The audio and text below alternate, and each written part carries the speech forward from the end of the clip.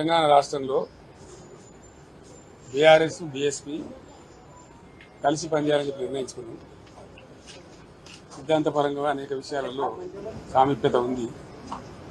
మేము అమలు చేసినటువంటి దళిత బంధు కానీ, దళిత సంక్షేమాన్ని తీసుకున్నటువంటిది కానీ, రెసిడెన్షియల్ పాఠశాలలు కానీ, ఇంకా చాలా విషయాలలో బలహీనల గురించి, వీకర్ సెక్షన్ గురించి పనిచేసిన చరిత్ర ఉంది. కాబట్టి దాన్ని అనుసరించుకొని ఒక ప్రతిపాదన వస్తే ఇద్దరం కలిసి చర్చించడం నేను ప్రవీణ్ గారు, వారి హైకమాండ్ కూడా మాట్లాడింది.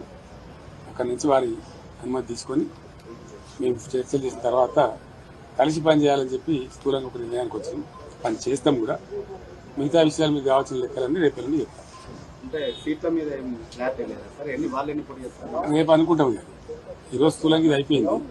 బేసికల్గా ఇన్ ప్రిన్సిపల్ ఇది అయింది. తప్పకుండా కొన్ని సీట్లు వాళ్ళు పోటీ చేయాల్సిందే, కొన్ని సీట్లు మేము పోటీ చేయాల్సింది. ఒకసారి అలయన్స్ అనుకున్న తర్వాత గౌరవప్రదంగా ఉంటుంది కదా. వీళ్ళు తెలియదు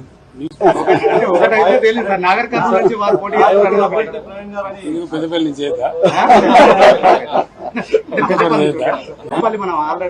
వరంగల్ స్టేట్ ప్రెసిడెంట్ వరంగల్ నుంచి ఇక్కడేం చేయదు. దానికే ఉంటుంది. జనరల్ సీట్లు కూడా చేయొచ్చు. జనరల్ సీట్లు కూడా చేయొచ్చు.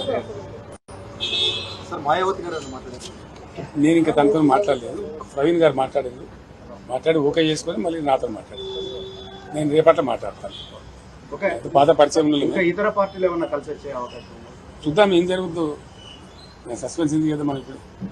Thank you.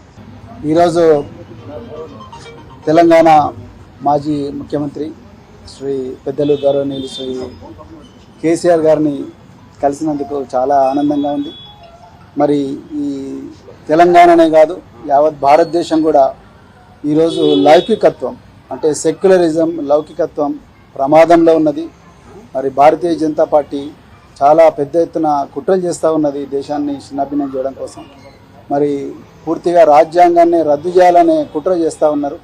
సో ఆ పరిస్థితుల్లో మరి సెక్యులర్ పార్టీ అయినా, మరి సెక్యులర్ భావాలు కలిగి సెక్యులరిజాన్ని నిరంతరం కాపాడిన మరి భారతీయ రాష్ట్ర సమితి వారు మరి నేను బైంజీ మాయావతి గారి ఆశీస్సులతోని మరి వారిని కూడా కలవడం జరిగింది. సో ఈ తెలంగాణలో ఈ రాజ్యాంగానికి ప్రమాదం ఏదైతుందో, లౌకికత్వానికి ఏదైతే ప్రమాదం ఉందో, ఈ బీజేపీ నుంచి తర్వాత మరి ఈ మధ్యనే కాంగ్రెస్ కూడా మరి బీజేపీ లాగానే మారుతూ ఉన్నది. ఈ రెండు పార్టీల నుంచి ముప్పు నుండి మరి తెలంగాణను కాపాడడం కోసం మరి మేము అంటే బహుజన్ సమాజ్ పార్టీ మరి భారతీయ రాష్ట్ర సమితితో కలిపి మరి పార్లమెంట్ ఎలక్షన్లలో కలిసి పనిచేయాలని ఇప్పుడే మరి పెద్దలు గౌరవనీయులు కేసీఆర్ గారి దగ్గర మరి మాట్లాడడం జరిగింది. మరి తప్పకుండా మరి ఇంతకుముందు మీరు అన్నట్టుగా సీట్ల సర్దుబాటు విషయం ఏదైతే ఉందో, ఈ షీట్ షేరింగ్ విషయం అయితే మళ్ళీ మేము మా అధిష్టానానికి నివేదిస్తాం. అదేవిధంగా మరి మన మాజీ ముఖ్యమంత్రి గారు తప్పకుండా బైంజీ గారితో కూడా మాట్లాడతారు. సో దాని తర్వాత మరి ఇరు వర్గాలు, ఇరు పార్టీలు ఒక నిర్ణయానికి వచ్చి తర్వాత తప్పకుండా తెలంగాణలో ఈ స్నేహం అనేది తప్పకుండా తెలంగాణ ప్రజల జీవితాలను మారుస్తుంది. తెలంగాణ ప్రజల విలువలను ఏదైతే గంగా జమున తహజీబ్ అని అంటున్నామో ఆ విలువలను, ఆ సంస్కృతిని తప్పకుండా కాపాడుతుంది. బహుజన వర్గాలందరి జీవితాలు బాగుపడతాయి. ఇలా నిరుద్యోగులు సంతోషంగా లేరు. సో పట్టుమని 4 నెలలు కాలేదు, ఇప్పటికీ మళ్ళీ నిరుద్యోగులు రోడ్ల మీదకి వచ్చే పరిస్థితి. అదేవిధంగా పెద్ద ఎత్తున ఈ లౌకికత్వానికి తూట్లు పడిచే సంస్కృతి అనేది మరి తెలంగాణలో వస్తూ ఉన్నది. అందుకొరకే ఈ స్నేహం అనేది, ఈ ఐకమత్యం అనేది రాబోయే రోజుల్లో తెలంగాణ సమాజాన్ని చాలా గొప్పగా మార్చబోతున్నది.